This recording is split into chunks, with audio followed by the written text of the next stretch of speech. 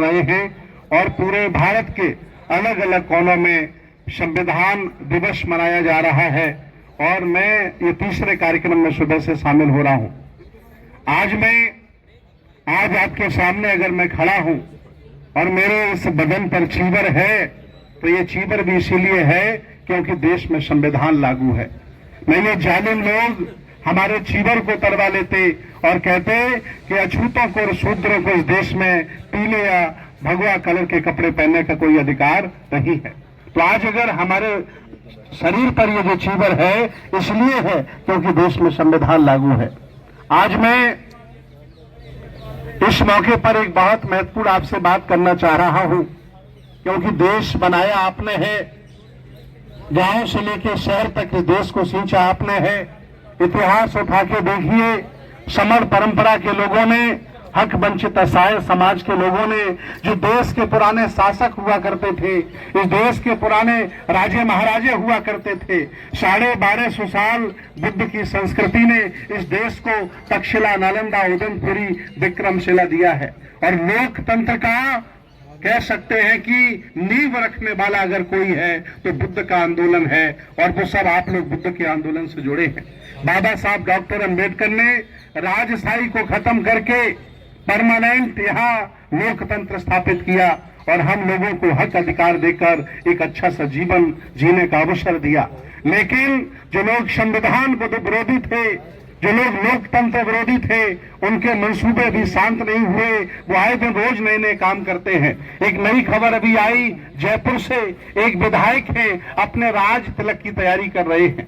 ये कितनी हंसी की बात है लोकतंत्र के भारत में कि जो वोट से एमएलए बनकर आया हो वो अपने राजतंत्र में, अपने लिए राजशाही में, अपने लिए राज तिलक की तैयारी कर रहा है। ऐसे ऐसे लोग हैं। मैं मानता हूं आज इस देश भारत में संविधान से मान सम्मान पाने वाले, हक अधिकार पाने वाले लोग ज्यादा हैं, लेकिन वो मरे हुए हैं, डरे हुए हैं, वो घर से निकलने को तैयार नहीं। अगर वो सब लोग एक साथ संविधान की रक्षा के लिए, लोकतंत्र के स्थापना के लिए अगर वो अपना समय दे दें तो उन लोगों की हिम्मत नहीं है जो संविधान को मिटाना चाहते हैं और आप लोगों के अधिकार छीनना चाहते हैं कि वो कुछ भी कर सकें। लेकिन यहाँ करोड़ों आबादी है, 100 करोड़ से ज्यादा बहुजन समाज के लोग भारत में रहते हैं। 10-5 करोड़ लोग वो हैं और वो लोग आपको हर मुहाने पर हरा रहे हैं। राजनीति में आपको पटकी मार रहे हैं, समाज में आपको पटकनी मार रहे हैं, धार्मिक क्षेत्र में आपको हरा दे रहे हैं। ऐसा कोई क्षेत्र नहीं जिस क्षेत्र में ये बहुजन समाज जीत पा रहा हो। इसलिए मैं निवेदन करूंगा कि आपके पुरखे इतने कायर नहीं थे, आपके महापुरुष इतने कमजोर नहीं थे जितने आप लोगों ने बन करके इस इतिहास को बर्बाद करने का काम किया है। ये एहसास आप लोग दिलाइए वर्तमान के भारत को कि आप इस देश के शासक हो, राजा महाराजा हो। ये देश आपके पुरखों ने बनाया है और अगर इसको बचाएगा तो हम लोग ही बचाएंगे, कोई और बचाने नहीं आएगा।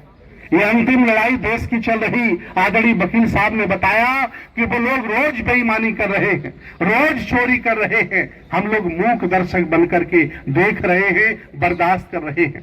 कहीं न कहीं वो लोग रोज हमें सताते हैं, हक हमारे छीन लेते हैं। पेंशन हमसे छीन ली, नौकरियां हमसे छीन ली, राष्ट्रीयकरण भूमिल कर दिया और निजीकरण करके अपने लोगों को विदेश भेज रहे हैं।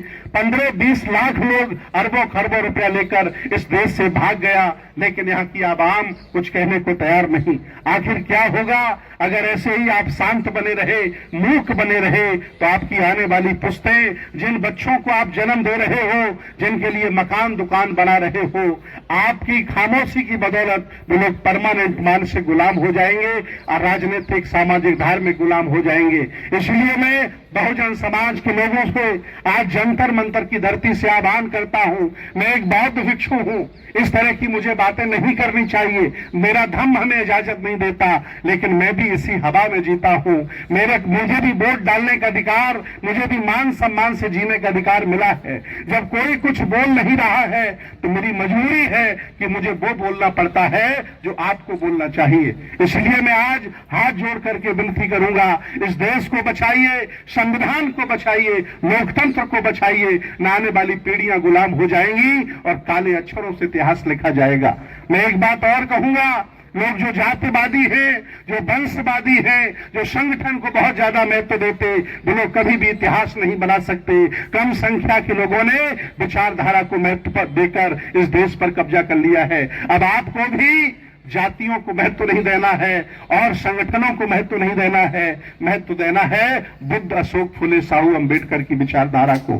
जिस दिन ये काम आपने शुरू कर दिया, मैं दावे के साथ कहता हूं आप बहुत आगे चले जाओगे। वो लोग चुनाव लड़ते हैं, सारे लोग उन्हें वोट दे देते हैं, आप चुनाव लड़ते हो तो आपकी जाति सिर्फ आपको वोट देती है। याद रखना बहुजन समाज के लोगों, जब तक जाति देख करके आप वोट देते रहोगे, कभी भी ब्राह्मणवाद को आप हरा नहीं सकते। इसलिए विचारधारा को महत्व दो। ये संविधान हमें आगे बढ़ने का अवसर देता है और हम सब आगे बढ़ेंगे। बहुत अच्छा लगा आपने मेरा सम्मान किया।